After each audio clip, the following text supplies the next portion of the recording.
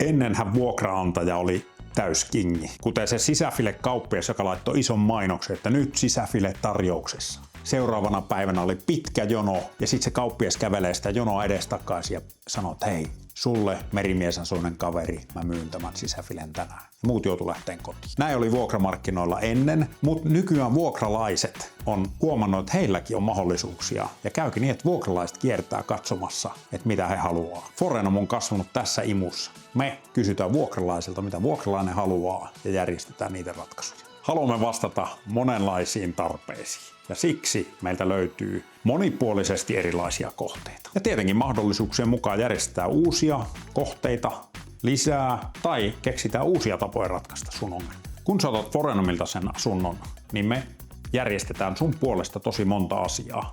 Me esimerkiksi käydään ne ikävätkin keskustelut vuokraantajan kanssa läpi. Eli kun nykyään valitset asuntoa, on sulla valtaa paljon enemmän valita just semmoista hyvää palvelua, mitä sä itse arvostat.